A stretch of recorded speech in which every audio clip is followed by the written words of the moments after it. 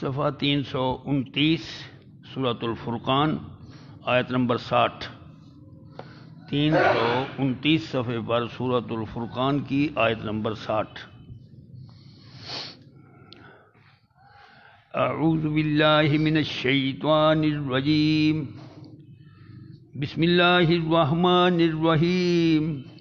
وَإِذَا قِيلَ لَهُمُ اسْجُدُوا لِلرَّحْمَنِ قَالُوا وَمَا الرَّحْمَنُ أَنَسْجُدُ لِمَا تَأْمُرُنَا وَزَادَهُمْ نُفُورًا تَبَارَكَ الَّذِي جَعَلَ فِي السَّمَاءِ بُرُوجًا وَجَعَلَ فِيهَا سِرَاجًا وَقَمَرًا مُنِيرًا وَهُوَ الَّذِي جَعَلَ اللَّيْلَ وَالنَّهَارَ خِلْفَةً لِمَنْ أَرَادَ أَنْ يَذَّكَّرَ أَوْ أَرَادَ شُكُورًا۔ صدق اللہ العظیم۔ حضرت مکرم، اوپر سے مضمون چل رہا تھا توحید کے دلائل کے بارے میں کہ اللہ تعالیٰ وحدہ لا شریک ہے، اور اس کی تخلیق کے اندر بھی اس کا کوئی شریک نہیں، اس کی عبادت کے اندر بھی اس کا کوئی شریک نہیں، وہ اپنی صفات میں بھی اپنی ذات میں بھی لا شریک لہ ہے، وحدہ لا شریک ہے۔ تصرفات کے اندر بھی جو کام وہ کر رہا ہے دنیا کے اندر یہ کیے ہیں، کوئی ساجھی کوئی شریک اس کا نہیں رہا۔ تو آج کی ان آیات کے اندر بھی یہی موضوع چلے گا، کیونکہ توحید اتنا اہم موضوع ہے کہ بار بار اور بڑی تفصیل کے ساتھ اللہ تعالیٰ اپنی وحدانیت کو، اپنی احدیت کو بیان کرتے ہیں۔ جو چیز جتنی ضروری ہوتی ہے اس کا تذکرہ بار بار آتا ہے، اور یہ کہ بڑے مؤثر طریقے سے اور دلائل کے ساتھ آتا ہے۔ تو یہ عقائد جو ہوتے ہیں، جو جن میں مثلا توحید کا عقیدہ ہے، رسالت کا عقیدہ ہے، قرآن مجید کا اور آخرت کا عقیدہ ہے، دوبارہ جی اٹھنے کا، اس کا تذکرہ بہت زیادہ آیا ہے۔ پھر ان سارے عقائد میں سے توحید اور آخرت کا تذکرہ تو بہت ہی زیادہ ہے، کیونکہ اللہ کو کسی نے دیکھا نہیں، تو ظاہر ہے اس کو دیکھے بغیر ماننا اور ایک ماننا لوگوں کے لیے مشکل ہو جاتا ہے۔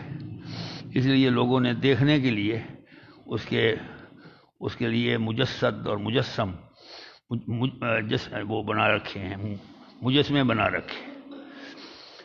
اور آخرت کا تو ابھی تک آخرت جو ہے وہ آئی نہیں ہے، قیامت برپائی نہیں ہوئی، لہذا اس کے بارے میں بھی لوگ شکوک و شبہات کا زیادہ شکار ہیں، اور اس کے دلائل بھی بہت زیادہ ہیں، صورتوں کی صورتیں بڑی بڑی ہیں آخرت کے عقائد پر۔ تو آج والی ان آیات کے اندر توحید کا موضوع جو ہے وہ اختتام پہ پہنچے گا، کل سے نیا موضوع ہوگا۔ آج والی ان آیات کے اندر اللہ تعالیٰ جو بات فرماتے ہیں وہ یہ کہ عرب کے اندر اللہ کو تو لوگ جانتے تھے، لیکن رحمان کا لفظ جو ہے الرحمن، اس کو کوئی زیادہ استعمال نہیں کرتے تھے۔ کچھ لوگ تو بالکل اجنبی تھے، اگرچہ یہ خالص عربی زبان کا لفظ ہے الرحمن، لیکن اس کے باوجود وہ کچھ تو تجاہل عارفانہ سے کام لیتے تھے، جان بوجھ کر جاہل بنتے تھے کہ ہم نہیں جانتے، اور کچھ لوگ جو ہیں وہ واقعی نہیں جانتے تھے۔ تو جب انہیں بتایا گیا کہ رحمان بھی وہی ہے جس کو اللہ کہتے ہیں، رحمان بھی اسی کو ہی کہتے ہیں، تو وہ بدک گئے، چونک اٹھے، کہنے لگے اس کا مطلب ہے کہ ایک اور خدا آ گیا، پہلے اللہ تھا اب رحمان بھی آ گیا ہے۔ ہمیں روکا جاتا ہے کہ تم اللہ ایک ہے، وحدہ لا شریک ہے، اور خود دو خداؤں کو مانتے ہو، ایک اللہ ہے ایک رحمان ہے۔ تو اس کی تردید قرآن مجید میں کئی مقامات پر ہوئی ہے، یہاں بھی ہے اور سورہ بنی اسرائیل کے آخر میں بھی ہے۔ یہاں فرماتے ہیں کہ جب ان عربوں سے، ان کافروں سے، ان مشرکوں سے کہا جاتا ہے کہ تم رحمان کے لیے سجدہ کرو، تو وہ بڑی حقارت کے ساتھ، استحقار کے ساتھ کہنے لگتے ہیں یہ رحمان کیا چیز ہے، رحمان کیا چیز ہے، یہ کہتے ہیں۔ اور پھر ساتھ ہی کہتے ہیں کیا ہم ہر اس چیز کو سجدہ کریں گے جس کے لیے اے پیغمبر تو ہمیں کہے گا، کل کو تو کسی اور چیز کو کہے گا سجدہ کر، تو کہتا جائے گا اس کو سجدہ کرو، اس کو کرو، ہم کرتے چلے جائیں، ایسا نہیں ہوگا۔ تو اللہ تعالیٰ فرماتے ہیں کہ ان کی نفرت میں اور زیادہ اضافہ ہو جاتا ہے ان کی اس بات سے، جب ان کے سامنے رحمان کا نام لیا جاتا ہے تو ان کی نفرت، ان کے دلوں کے اندر قدورت، منافرت بڑھ جاتی ہے۔ ایک تو یہ بات ہوئی۔ دوسری بات جو بیان کی گئی وہ یہ کہ اللہ تعالیٰ کی قدرت کے کرشمے کہ وہ بابرکت ذات ہے جس نے آسمان کے اندر برج بنائے، یہ برج کیا چیز ہے؟ یہ بڑے بڑے ستارے ہیں آسمان پر، اور اتنے بڑے بڑے ستارے ہیں جو ہمارے سورج سے بھی بڑے ہیں، لیکن دور ہونے کی وجہ سے بہت باریک نظر آتے ہیں یا بالکل نظر نہیں آتے، وہ بروج کہا گیا۔ تو وہ ذات بڑی بابرکت ہے، برکت والی ہے، جس نے آسمان میں برج بنایا، بڑے بڑے ستارے کواکب بنائے، اور اسی ذات نے ہی آسمان کے اندر سورج کو بھی بنایا، اور اسی نے رات کو چمکنے والا، روشنی دینے والا چاند بھی پیدا کیا۔ یہ اللہ کی قدرت کے کرشمے ہیں ان سورج کی تخلیق میں، بڑے بڑے کواکب اور سیاروں کی تخلیق میں، اور چاند کی تخلیق کے اندر کوئی اور شخص شامل نہیں ہے، نہ فرشتوں میں سے، نہ انسانوں میں سے، نہ جنوں میں سے، نہ ان کے بتوں میں سے۔ مزید فرماتے ہیں کہ وہ ذات ہے جس نے رات کو بنایا، دن کو بنایا، اور ایسی صورت اور حیت میں بنایا کہ رات اور دن ایک دوسرے کے آگے پیچھے آتے جاتے رہتے ہیں۔ دن آتا ہے روشنی کے ساتھ، اجالے کے ساتھ، دنیا کے اندر ہر چیز جو ہے وہ جگمگ کرنے لگتی ہے۔ تو دن جب جاتا ہے، رخصت ہوتا ہے، تو اس کے پیچھے رات اپنی تاریکیوں اور اندھیریوں کے ساتھ آتی ہے، ہر چیز کو اندھیرے میں چھپا لیتی ہے، اور یہ یکے بعد دیگرے ایک دوسرے کے تعاقب میں لگے ہوئے ہیں۔ دن آتا ہے، رات آتی ہے، رات جاتی ہے، دن آتا ہے۔ تو یہ بھی اللہ تعالیٰ کی ایک قدرت کا کرشمہ ہے۔ اور فرماتے ہیں یہ ساری چیزیں جو اللہ نے پیدا کی ہیں، اس کے اندر نصیحت ہے، اس کے اندر تذکر ہے، تفکر ہے، لیکن اس شخص کے لیے جو نصیحت حاصل کرنا چاہے اور پھر اس کا ارادہ ہو کہ وہ ان پر غور و فکر کر کے اللہ کا شکر گزار بندہ بھی بن جائے، ان لوگوں کے لیے یہ تفکر بھی کام دیتا ہے، فکر بھی کام دیتی ہے۔ یہ خلاصہ تھا ان آیات کریمہ کا۔ اب ہم اس کو قرآن مجید کی زبان میں فرماتے ہیں کہ وَإِذَا قِيلَ لَهُمْ، اذا جو ہے اس کا معنی جب، قیلا جو ہے یہ کالا کا مجہول ہے پیسے وائس، اور جب کہا جاتا ہے قیلا، جب کہا جاتا ہے لہم، ان لوگوں سے، ان کفار مکہ سے، ان لوگوں سے جو عرب کے اندر بستے ہیں، وہ مخاطبین اولین تو وہی تھے، ان سے جب کہا جاتا ہے اسجدوا للرحمن، کہ تم ذرا رحمان کو سجدہ کرو۔ اسجدوا فعل امر ہے، سجد یسجدو سے، نصر ینصر کا باب ہے، رحمان کو سجدہ کرو۔ تو جواب میں وہ کہتے ہیں اعتراض کرتے ہوئے اور حقارت کا اظہار کرتے ہوئے، قالو کہتے ہیں ومر رحمان، اور یہ رحمان کیا چیز ہے؟ ما استعمال کرتے ہیں۔ ما جو ہے یہ عربی گرامر کے مطابق ایسی چیزوں کے لیے استعمال کیا جاتا ہے جن میں عقل نہ ہو، چیزوں کے لیے استعمال کرتے ہیں ما۔ لیکن اگر عقل والی چیزیں مثلا انسان ہیں، ان کے لیے من، فرشتوں کے لیے من استعمال کرتے ہیں، اور اسی طرح جنوں کے لیے بھی من استعمال کرتے ہیں۔ ما جو ہے وہ بے جان چیزوں اور بے عقل چیزوں کے لیے استعمال کرتے ہیں۔ اب وہ رحمان کے ساتھ ما لگا کے اپنی اس استحقار کا، حقارت اور منافرت کا اظہار کرتے ہیں، اور اس کا مطلب یہ ہے کہ رحمان کیا چیز ہے، یہ ترجمہ ہے۔ یہ تکبر کی علامت ہے، اور کبریائی تو اللہ کو زیب دیتی ہے، لیکن وہ کہتے ہیں یہ رحمان کیا چیز ہے۔ تو مقصد یہ ہے کہ ہم تو اللہ کو جانتے ہیں، رحمان کو ہم نہیں جانتے۔ تو یہ بات صرف ان تک ہی نہیں، ان سے پہلے فرعون ہوا تھا، تو جب موسیٰ علیہ السلام اس کے دربار میں پہنچے تھے اور انہوں نے توحید کی دعوت دی تھی اور اللہ تعالیٰ کا تعارف کرایا کہ رب وہ ہے، رب العالمین ہے، تمام عالموں کا پروردگار ہے، تو فرعون نے فوراً جو اس پر اعتراض کرتے ہوئے کہا تھا وما رب العالمین، یہ رب العالمین کیا چیز ہے؟ رب تو میں ہوں، انا ربکم الاعلی، میں سب سے بڑا رب ہوں، یہ رب جو تم مجھ سے متعارف کرا رہے ہو، یہ رب کون سا ہے، کیا ہے؟ انہوں نے خدا کے لیے ما کا لفظ استعمال کیا تھا جو چیزوں کے لیے استعمال کرتا ہے۔ میں کہا رب العالمین کیا چیز ہے، انہوں نے کہا رحمان کیا چیز ہے، تو اس کے اندر استحقار ہے۔ لیکن اس کے اندر بعض لوگ کہتے ہیں سیرت سے وہ جانتے نہیں تھے، اس لیے انہوں نے یہ ما کا لفظ استعمال کیا، لیکن یہ بات درست نہیں ہے۔ بڑی بڑی تفسیروں کے اندر یہ بات بڑی وضاحت سے ہے، جانتے تھے۔ الرحمن خالص عربی زبان کا لفظ ہے الرحمن، اور وہ اس لفظ سے واقف بھی تھے اور ان کے کلام میں بھی پایا جاتا ہے۔ یمامہ کے اندر ایک شخص ہوا جس کا نام مسیلمہ کذاب تھا، اس نے نبوت کا دعویٰ کیا تھا، نبوت کا دعویٰ۔ حضرت ابوبکر صدیق کے زمانے میں اس سے جنگ بھی ہوئی، مارا گیا، بڑا عجیب و غریب آدمی تھا۔ تو مسلمہ کذاب کو وہ کہتے تھے رامان الیمامہ، یمامہ کا رامان، یمامہ تو علاقہ ہے، تو اس لیے اس لفظ سے تو وہ واقف تھے، اس حساب سے کہ جھوٹی نبوت کا دعوے دار اور مدعی جو شخص تھا مسلمہ، اس کو رامان الیمامہ کہتے تھے۔ تو رامان موجود ہے، لیکن یہ کہ وہ تجاہل عارفانہ جان بوجھ کر وہ بھولے بنتے تھے کہ ہمیں نہیں پتا کیا چیز ہے۔ اگر انہیں واقعی پتہ نہ ہوتا تو اللہ تعالیٰ کہیں نہ کہیں ان کو رامان کا تعارف کرا دیتے، جیسے اللہ کا تعارف ہوا ہے۔ تو جو جانتے تھے، اسی لیے اللہ تعالیٰ نے اس کی ضرورت نہیں سمجھی، صرف اتنی بات ہوئی کہ رامان کو سجدہ کرو۔ اب یہ رامان کا لفظ جو ہے یہ اسم ذات ہے، اور اللہ کے لفظ کے بعد، اللہ کے نام کے بعد سب سے بڑی اہمیت اگر کسی لفظ کو حاصل ہے اللہ کے ناموں میں سے تو وہ رامان کو حاصل ہے۔ یہی وجہ ہے کہ اس کو اللہ کے 99 ناموں کے اندر اب اللہ کا نام ہوتا ہے تو اس کے بعد رامان آتا ہے، اور یہی وجہ ہے کہ بسم اللہ کے اندر اس کو داخل کر دیا گیا۔ بسم اللہ کے اندر بسم اللہ الرحمن الرحیم، اس میں 3 اللہ کے نام ہیں۔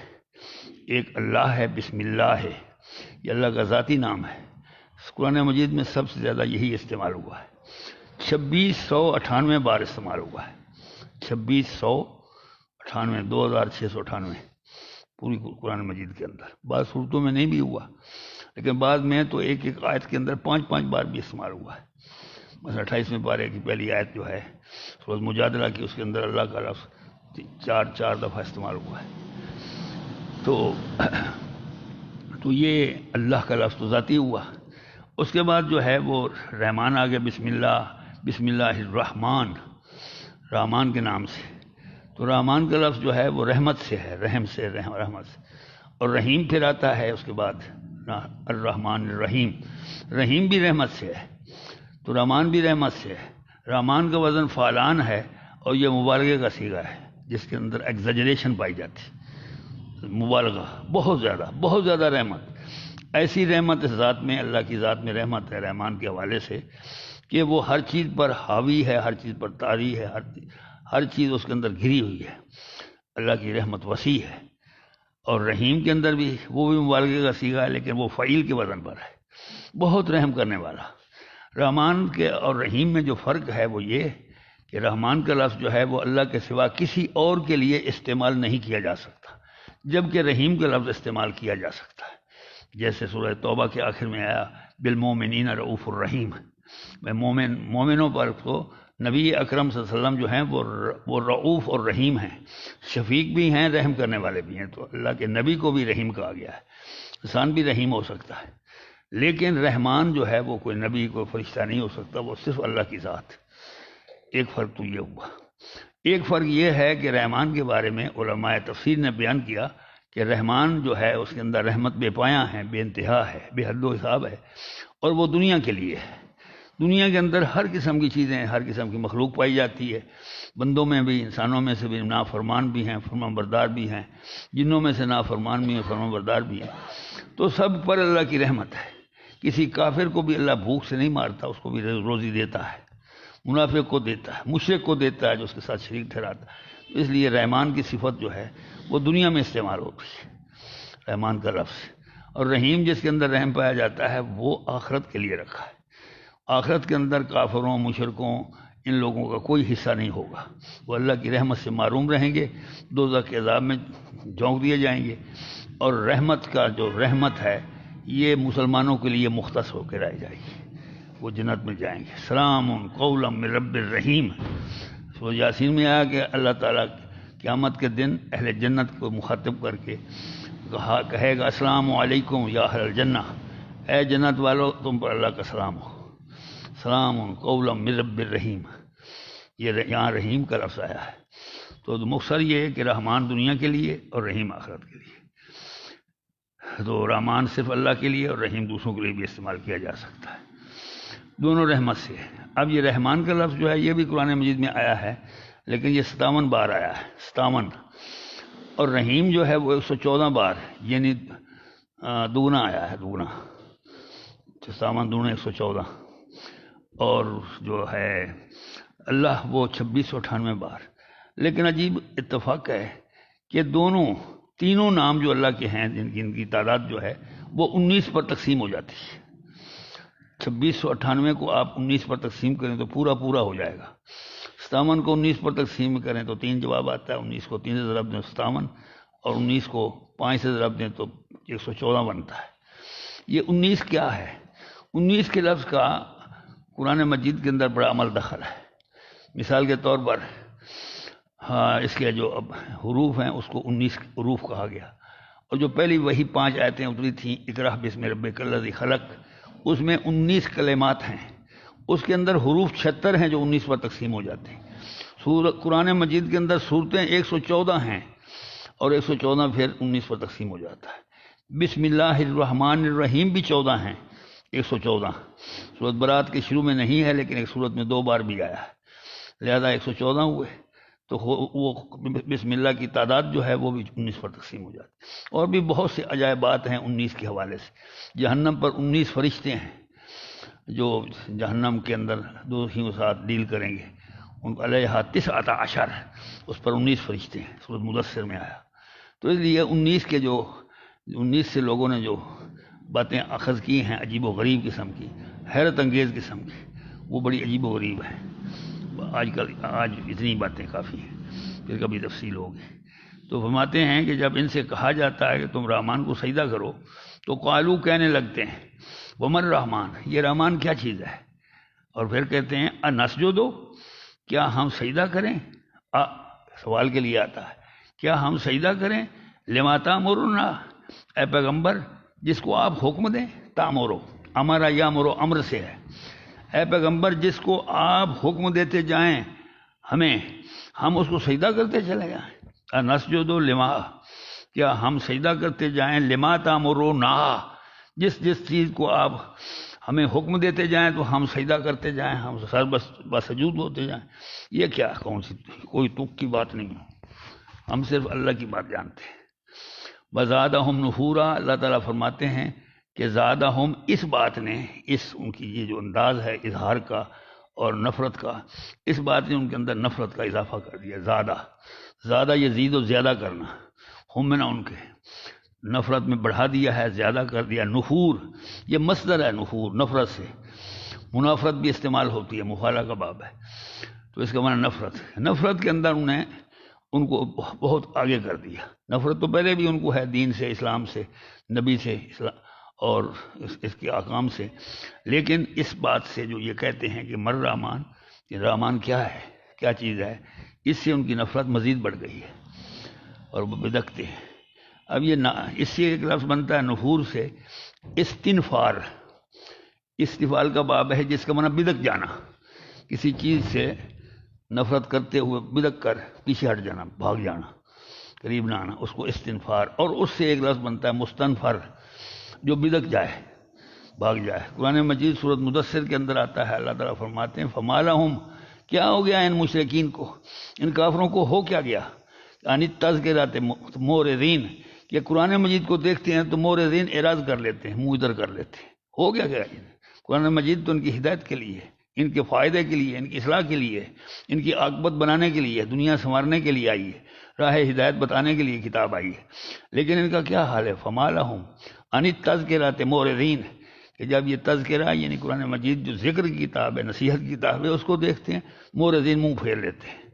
کأنہم حمر مستنفرہ، اللہ تعالیٰ ایک تمثیل سے بیان کرتے ہیں، مثال دیتے ہیں، تشبیہ دیتے ہیں، گویا کہ وہ گدھے ہوں، حمرن، حمار کی جمع حمر، حمیر بھی آتی ہے، سورۃ لقمان میں آتا ہے حمیر، ان انکر الاصوات لصوت الحمیر، وہ بھی جمع ہے، لیکن حمر گدھے، حمار کی جمع، گویا کہ اس طرح ہیں کأنہم حمرم، گویا کہ یہ گدھے ہوں، اور گدھے بھی کیسے؟ مستنفرہ، بدکے ہوئے، ڈرے ہوئے، مستنفرہ استنفار سے بنا مفعول، گویا کہ یہ بدکے ہوئے، ڈرے ہوئے، سہمے ہوئے، لرزہ براندام گدھے ہیں، من کسورہ، جو شیر کو دیکھ کر بھاگ رہے ہیں، من کسورہ، کسورہ شیر کو، جیسے جنگل کے اندر گدھے ہوتے ہیں، جنگلی گدھے، وہ شیر کو دیکھیں تو ان کو پتہ لگ جاتا ہے ہمارا دشمن ہے، اس نے پکڑ لیا تو کھا جائے گا، بھاگ کھڑے ہوتے ہیں۔ اس طرح یہ کافر اور مشرک جو ہیں قرآن مجید کو دیکھ کر گدھوں کی طرح، بدکے ہوئے گدھوں کی طرح بھاگ جاتے ہیں۔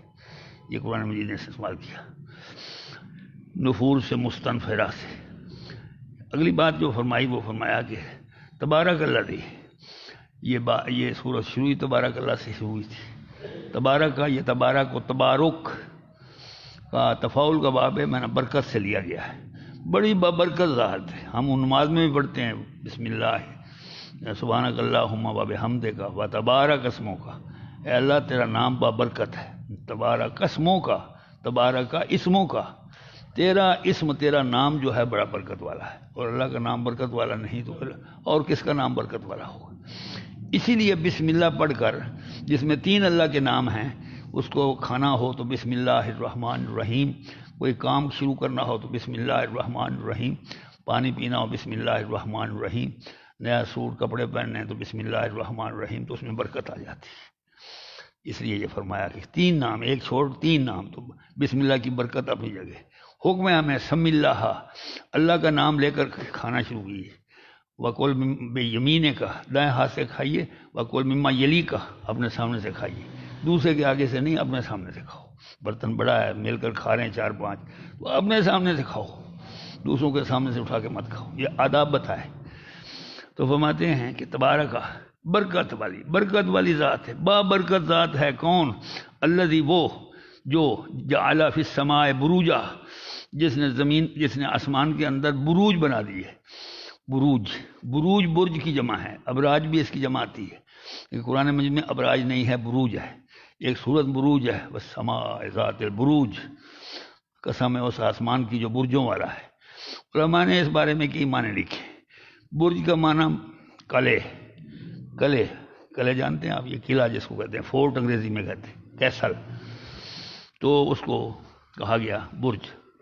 اور قرآن مجید میں آتا ہے یدرککم الموت، لوگوں تمہیں موت آ کے رہے گی، یدرککم الموت، موت تمہیں آ کے رہے گی، ولو کنتم فی بروج مشیدہ، چاہے تم مضبوط قلعوں کے اندر اپنے آپ کو بند کر لو، وہاں بھی موت تمہیں نہیں چھوڑے گی۔ تو بروج مشیدہ کا معنی بڑے پکے مضبوط قلعے، جس کو مسخر کرنا، تسخیر کرنا ممکن نہ ہو، تو وہاں بھی تم چھپ جاؤ گے تو موت وہاں پہنچ جائے گی۔ بہت ایسی چیز ہے، تو یہ بروج کا معنی قلعہ۔ لیکن یہاں چونکہ آسمان کی بات ہے، اس لیے اس سے مراد بڑے بڑے سیارے، ستارے، جو اتنے بڑے بڑے ہیں کہ ہمارا سورج ان کے سامنے کچھ بھی نہیں۔ اب سورج کی بڑائی کا بھی ہمیں نہیں پتا کتنی بڑی ہے۔ حیات دانوں نے، علم فلکیات کے ماہرین نے ایک طریقے سے بات کو سمجھانے کی کوشش کی۔ ہماری زمین بہت بڑی ہے، لیکن سورج اتنا بڑا ہے کہ 13 لاکھ زمینیں اس کے اندر سما سکتی ہیں، اتنا بڑا سورج ہے۔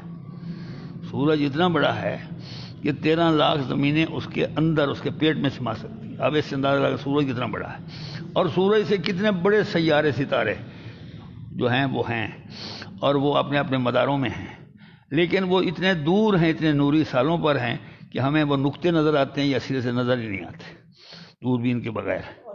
تو اس لیے یہ اللہ تعالیٰ کی کائنات بڑی وسیع و فصیح ہے، اور اس کی وہ حد و حساب نہیں ہے، بے کرا ہے۔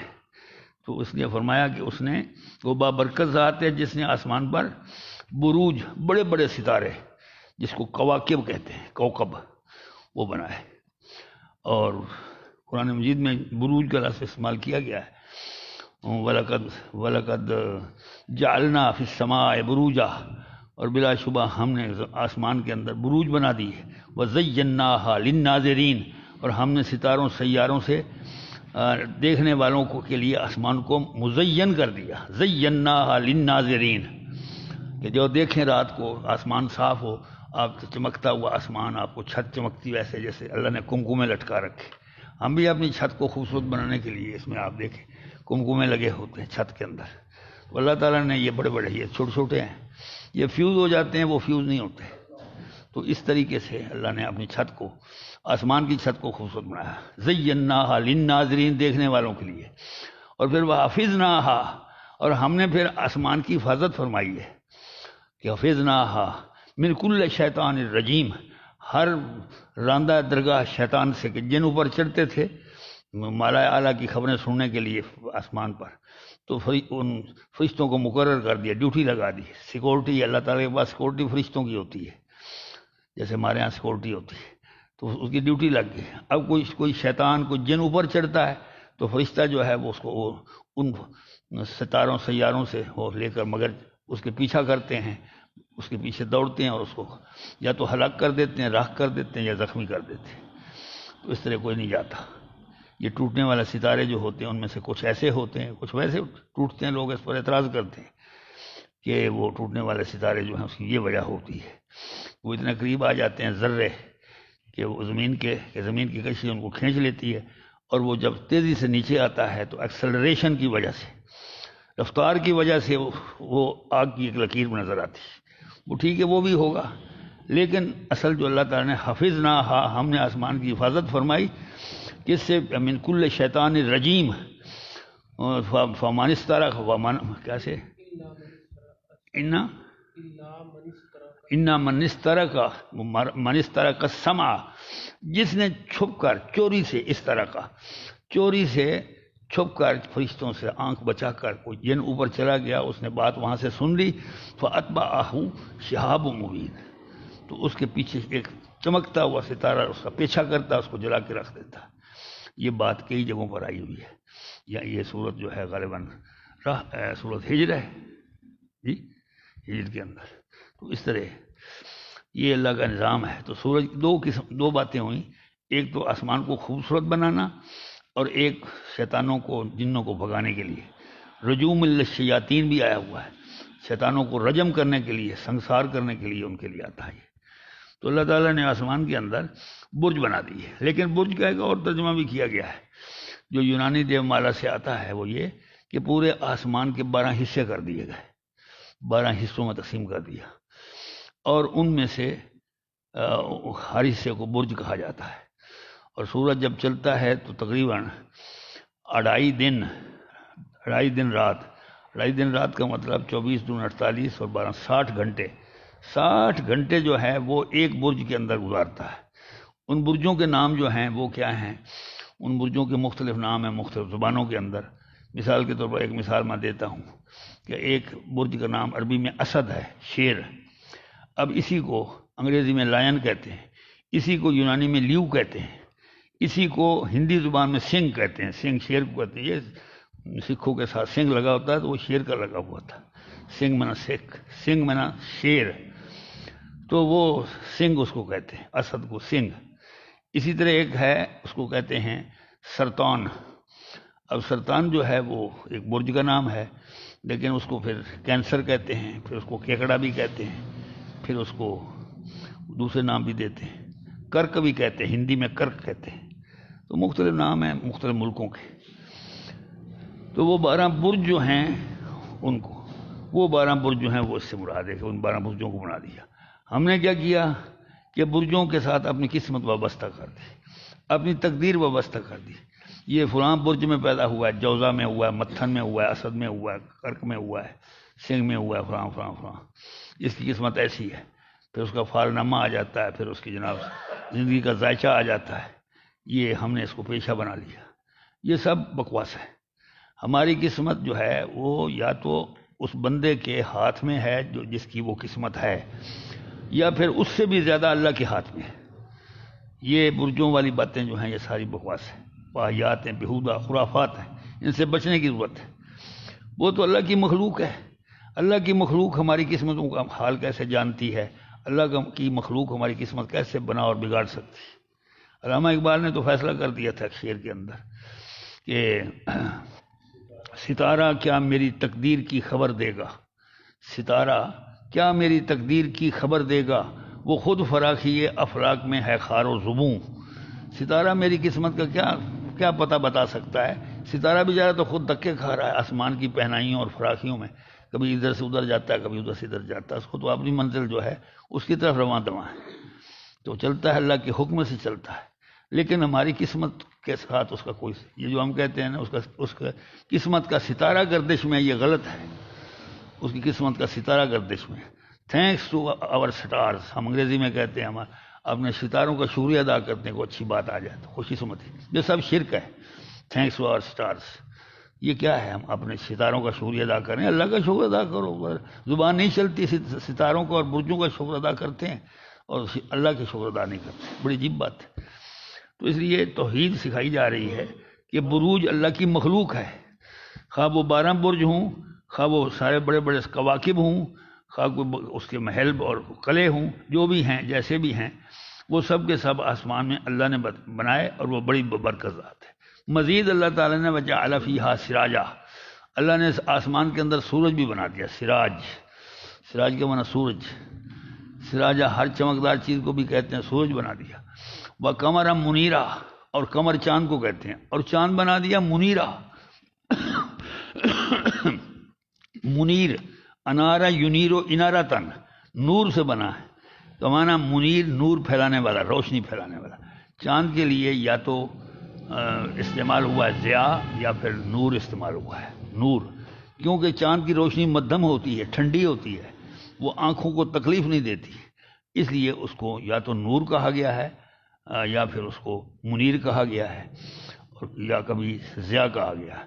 اور سورج کی روشنی کو ضوء کہا گیا، ضوء شمس، تیز روشنی ہوتی ہے، آنکھوں کو اچھی نہیں لگتی، اگر ٹک ٹکی باندھ کر دیکھیں تو آنکھیں وہ بعد میں دیکھنے سے انکار کر دیتی، اتنی سخت روشنی۔ تو اس لیے فرمایا کہ اس نے آسمان کے اندر سورج بنایا، جو اتنا بڑا سورج ہے، 5 لاکھ نوری سالوں تک اس کی روشنی پھیلتی ہے کائنات کے اندر، 5 لاکھ نوری سالوں میں۔ اب یہ اندازہ تو جو ریاضی جانتے ہیں وہ جانتے ہیں، 5 لاکھ نوری سال کتنے بڑے ہوتے ہیں۔ تو ایک سیکنڈ کے اندر 1,86,000 میل ہے، ایک سیکنڈ میں روشنی چلتی ہے۔ 5 سالوں کے اندر، 5 لاکھ سالوں کے اندر کتنی وہ سفر کرے گی، اتنے تک سورج کی کرنیں پہنچتی ہیں۔ یہ اندازہ انسانوں کا کوئی ٹھیک بھی نہیں ہو سکتا، لیکن بہت دور دور تک پھیلاتا ہے۔ سورج جو ہے ہمارا مرکزی نظام ہے، نظام شمسی جس کو کہتے ہیں، جس کے گرد 9 سیارے گردش کرتے ہیں۔ عطارد ہے، اسی طریقے سے مشتری ہے، زمین خود ہے، مریخ ہے، اور آخری ستارہ جو ہے وہ نیپچون ہے، نیپچون کے بعد پلوٹو ہے 9واں۔ یہ 9 ستارے اسی طرح گھومتے ہیں سورج کے گرد اپنے اپنے مداروں میں، جیسے زمین گھوم رہی ہے۔ زمین کے گھومنے کے بارے میں آپ دیکھیں، 67,000 میل فی گھنٹے کی رفتار سے سورج کے گرد گھومتی ہے، 67,000 مائل پر آور، ایک گھنٹے میں 60,000۔ اب آپ اندازہ لگا رہے ہیں کتنی بڑی تیز رفتار ہے اس کی۔ تو وہ زمین اس کے گرد گھوم رہی، لیکن پھر بھی گھوم سب رہے ہیں، کل فی فلک یسبحون، سب کے سارے ستارے، سیارے، کواکب سب گھوم رہے ہیں، چل رہے ہیں اپنے اپنے مداروں پر۔ لیکن کیا مجال ہے کہ کوئی 2 سیارے اکٹھے ہو کے ایک دوسرے سے ٹکرا جائیں، اور سورج چاند آپس میں ٹکرا جائے؟ نہیں ٹکرائے گا۔ یہ اللہ کا نظام ایسا ہے کہ یہاں تصادم اور تصادف نہیں ہے، ہر چیز کا اپنا رستہ معین ہے، اس رستے پہ چلتے ہیں، کسی سے کوئی تعرض نہیں کرتے۔ تو چاند کا بھی یہ ہے، اور سورج بھی چلتا ہے۔ والشمس تجری لمستقر لها ذلك، والشمس تجری لمستقر لها ذلك تقدیر العزیز العلیم۔ والقمر قدرناہ، اور چاند ہے تو ہم نے اس کی منزلیں مقرر کر دی، قدرناہ منازل حتی عاد کالعرجون القدیم، یہاں تک کہ وہ کھجور کی جھکی ہوئی خمدار شاخ کی طرح ہو جاتا ہے آخر میں، گھٹتے گھٹتے آخری راتوں میں۔ للشمس ینبغی لہا ان تدرک القمر، سورج کو یہ مجال نہیں ہے کہ وہ چاند کو پکڑ لے، سورج اپنے رستے پہ ہے، چاند اپنے رستے پہ، لیکن یہ کہ چاند رات کو، سورج دن کے وقت، وہ دن کو روشنی پھیلاتا ہے، رات کی افادیت دونوں کی اپنی اپنی ہوتی ہے۔ اور سورج جو چاند جو ہے اس کی روشنی مستعار ہوتی ہے، سورج سے لی ہوئی ہوتی ہے، منعکس ہوتی ہے، ریفلیکشن ہوتی ہے۔ چاند کی اپنی کوئی روشنی نہیں ہے، لیکن چاند کی مٹی جو ہے وہ سنہرے رنگ کی ہے اور بڑی باریک سی گرد و غبار کی طرح، اسی لیے جب اس پر روشنی سورج کی پڑتی ہے تو ہمیں چاند سرخ نظر آتا ہے، تو وہ اسی لیے کہ اس کی مٹی ایسی ہے، ریفلیکشن اسی رنگ کی ہو جائے گی۔ تو یہ سورج جو ہے یہ اس کو مستعار دیتا ہے کرنیں، اس کی وجہ سے وہ چمکتا ہے۔ کسی نے بڑا نکتہ بنایا نا، خواجہ دل محمد، کہ ہمارا پاکستان بننے کے بعد وہ شاعر بھی تھا، میتھمیٹیشین بھی تھا، اور انہیں پاکستان کے لیے میتھمیٹک کتابیں لکھی، الجبرا، جیومیٹری اور حساب۔ ہم نے انہیں کی اپنی طالب علمی میں 9ویں 10ویں میں وہی کتابیں اس کی پڑھی۔ وہ شاعر بھی بہت اچھا تھا، اس نے لکھا کہ ہے سورج کی کرنوں کا مقروض چاند، کہ چاند جو ہے وہ سورج کی کرنوں کا مقروض ہے، سورج اس کو کرنیں قرض میں دیتا ہے سورج کی کرنوں کا مقروض چاند، تو سورج کے آگے وہ پڑ جائے ماند، اسی لیے اس کی روشنی جو ہے وہ ماند ہو جاتی ہے، ڈم ہو جاتی ہے، فیڈ ہو جاتا ہے. جب دن کے وقت سورج نکلتا ہے تو چاند کی روشنی ختم. جس طرح جس کو ہم نے قرضہ دے رکھا ہو وہ ہمارے سامنے آئے گا تو شرمائے گا، آنکھیں جھکائے گا، کترائے گا، یہ قرضہ نہ مانگ لے. تو یہ قرضے کی مذمت میں خواجہ دل محمد نے ایک دلیل دی کہ جو قومیں قرضہ لیتی ہیں وہ قرض خواہ جو ہوتے ہیں، امریکہ، IMF، وہ سوار ہو جاتے ہیں، اس کے اعصاب پر سوار ہوتے ہیں، اس کے ذہن پر سوار ہوتے ہیں، اس کی تہذیب و تمدن پر سوار ہو جاتے ہیں، جیسے ہمارا حال ہے. تو وہ قومیں جو قرضے سے آزاد ہوتی ہیں، جیسے چائنا ہے، تو وہ سینہ تان کے چلتی، وہ قوم کہلاتی ہے.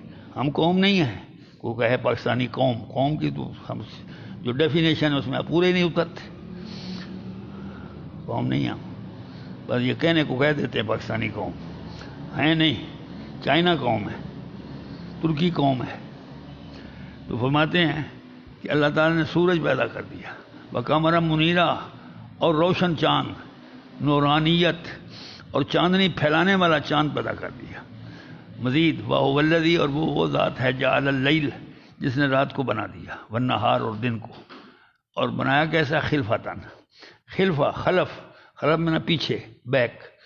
تو خلفتاً کا معنی جو ایک دوسرے کے پیچھے لگے ہوئے ہوتے ہیں، دن رات کے پیچھے، رات دن کے پیچھے، یکے بعد دیگرے، ایک دوسرے کے تعاقب میں. تو اس لیے اس کو خلفہ کہا گیا. اللہ تعالیٰ نے دن اور رات کو ایسے بنایا کہ اب رات جا رہی ہے ہمارے پاس سے، تو یہ ایک وقت آئے گا صبح ہو رہی ہوگی، دن اس کے پیچھے نورانیت لیے ہوئے سورج کی کرنوں کا تاج پہن کر آ جائے گا. دن سارا دن وہ روشنی پھیلائے گا، پھر اس کے پیچھے رات تاریکی لے کر آ جائے گی. میں نے اس کی تشریح پیچھے کی. بہت دن کے اپنے فائدے ہیں، اللہ تعالیٰ نے اس کو روزی کمانے کے لیے استعمال کیا، اور رات کے اپنے فائدے ہیں، اللہ تعالیٰ نے اس کو آرام اور سکون کے لیے بنایا، پردے کی چیز بنایا. تو اللہ تعالیٰ اپنے وہی ذات ہے جس نے رات اور دن بنایا خلفتاً، جو ایک دوسرے کے پیچھے آتے جاتے رہتے ہیں. لیکن یہ ساری نشانیاں جو ہیں، لمن، یہ اس شخص کے لیے ہیں، لمن ارادہ ان یذکرہ، یذکرہ ان یتذکرہ تھا، تا بھی اس میں تھا تذکر سے، تفعول کا باب تھا، اور تا حذف کر کے تا کی بجائے زال کو شد دے دی گئی. ان یذکرہ، یہ عربی کا گرامر میں قاعدہ ہے تفعول کے باب کے اندر. جیسے صدق، تصدقہ کو ہم بنا دیتے متصدقین، مصدقین، پھر سواد پر شد آ جاتی. یہ اس طرح کا تصدق معنی صدقہ دینا، اس کا معنی تذکر کا و نصیحت حاصل کرنا. لیکن یہ سارے دلائل اور یہ ساری قدرت کے کرشمے جو ہیں، قدرت کی کمالات جو ہیں، یہ اس شخص کے لیے ہیں ارادہ، جو ارادہ رکھتا ہو، جو عزم رکھتا ہو، جو چاہتا ہو کہ ان یذکرہ، کہ وہ غور و فکر کرے، نصیحت حاصل کرے. اور جو گدھے کا دماغ رکھتا ہو، اب گدھا جو ہے وہ اور ایک شخص جو ہے وہ دونوں سردی کے موسم میں ایک دھوپ پر دونوں لیٹے ہوئے ہیں. دھوپ سب کو اچھی لگتی، گدھے کو بھی اچھی لگتی، لیکن گدھا ہے، وہ نہیں سوچے گا یہ دھوپ کہاں سے آ رہی ہے، کیسے آ رہی ہے، سورج سے آ رہی ہے، اس کا بنانے والا کون ہے، خالق کون ہے، میرا بنانے والا بھی وہی ہے. آدمی سوچ سکتا ہے. تو اگر آدمی بھی نہیں سوچتا تو وہ گدھا، وہ خر دماغ ہے، گدھے کا دماغ رکھنے والا ہے، کہ اس نے اتنی بڑے قدرت کے کرشموں کو دیکھا اور پھر بھی اس نے سوچ اور غور و فکر نہیں کیا اور اپنے خالق، مالک اور رازق کو پہچانا نہیں ہے، تو گدھے کے برابر ہے. تو اس لیے فرماتے ہیں کہ یہ سارے نشانات اور کمالات اس شخص کے لیے ہیں، لمن ارادہ ان یذکرہ، کہ جو غور و خوض کرتے ہیں، تذکر کرتے ہیں، نصیحت حاصل کرتے ہیں. او ارادہ شکورہ، یا پھر وہ ارادہ شکورہ، ارادہ پھر آ گیا. اور شکور کا معنی ہوتا ہے قدردانی کرنا، شکر ادا کرنا. جب غور و فکر کرتے ہیں اور پا لیتے ہیں ان کے پیچھے خالق ہے، اور وہ خالق کائنات اللہ ہے، الرحمن ہے، تو وہ پھر اس کے بندے بن جاتے ہیں، پھر اس کے احکام بجا لاتے ہیں، اس کا شکر بجا لاتے ہیں. اس کی بے انتہا، بے اندازہ، بے لا تعداد نعمتیں اس نے ہمیں دے رکھی ہیں، جس سے ہم مستفید ہوتے ہیں. تو وہ ذات کتنی بڑی ہے. رات دن ہمیں اس نے بے شمار اتنی نعمتیں دے رکھی ہیں کہ ہم گن نہیں سکتے. ہمارے جسم کے اندر نعمتیں ہیں، ہمیں پتہ ہی نہیں ہے، اپنے جسم کو پتہ نہیں. علماء نے لکھا کہ انسان کا جسم جہان اصغر ہے، چھوٹا جہان. ہمیں جہان اصغر کا پتہ نہیں، ہم جہان اکبر کا کیا پتہ کریں. وہ ساری کائنات جہان اکبر ہے، ہم جہان اصغر ہے، ہمیں نہیں پتہ. بات یہ ہے کہ آپ ذرا دیکھیں، میں دو باتوں کی طرف توجہ دلاؤں گا. ہم کھاتے ہیں، پیتے ہیں تو منہ کے ذریعے سے معدے میں پہنچا دیتے ہیں. ہم جو پیتے ہیں وہ بھی معدے میں پہنچ گیا، جو کھاتے ہیں معدے میں پہنچ گیا. اب معدہ اس کو ہضم کرنے کی کوشش کرتا ہے، باریک کرتا ہے، مسلتا ہے، ایک لئی سی بنا دیتا ہے، پیسٹ بناتا ہے. پیسٹ جانتے ہیں، یہ ٹوتھ پیسٹ ہوتی ہے ایسے، اس کے بڑے بڑے ذرات چھوٹے ذروں میں بدل کر لئی سی بنا دے گا. اب وہ لئی جو ہے وہ انتڑیوں میں چلی جائے گی. انسان کی انتڑی جو چھوٹی ہے وہ 28 فٹ کے لگ بھگ لمبی ہے، اس میں وہ چلے جائے گی. اس کے لیے چلنا سفر کرنا آسان ہو جائے گا، لئی بن گئی. اب انتڑی کے اندر ایسے ریشے ہیں جو اس بہتی ہوئی غذا جو ہے، جو سیمی لیکوڈ ہے، نہ تو وہ ٹھوس ہے نہ وہ بالکل پانی کی طرح ہے، سیمی لیکوڈ پیسٹ ہے، اس میں سے کارآمد اجزاء چن چن کر وہ ہضم کر لیتی ہے. انتڑیوں کے ذریعے سے ہمارے جسم میں خون بنتا ہے، پھر ادھر پہنچ جاتی ہے غذائیت. اس سے نیوٹریشنل چیزیں جو اس کے اندر ہوتی ہیں، نیوٹریشن، وہ انتڑیاں جذب کرتی ہیں، ایبزارب کرتی ہیں.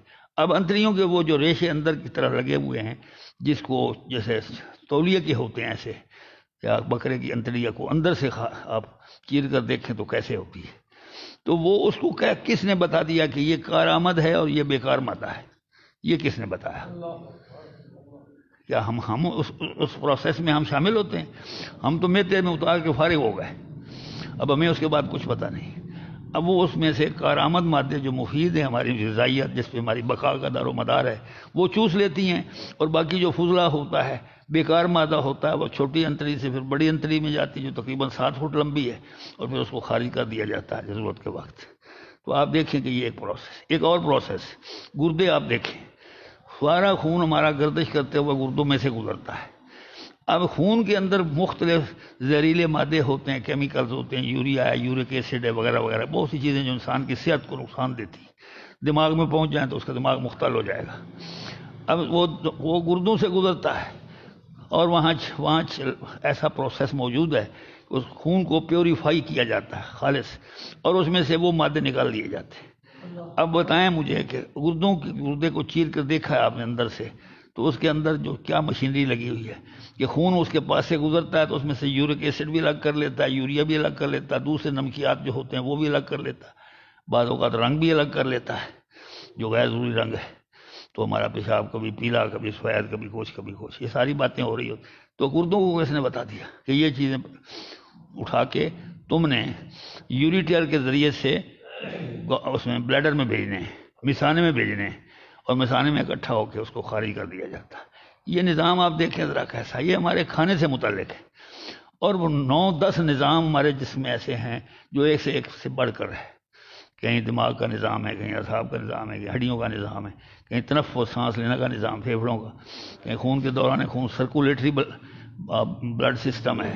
اتنی چیزیں ہیں کہ ہم اپنے جان اصغر کو نہیں سمجھ سکتے. ڈاکٹر ٹھیک ہے وہ جانتے ہوں گے، لیکن عام آدمی کو کیا پتا. لیکن یہ سب اللہ کے عطا کیے ہوئے ہیں.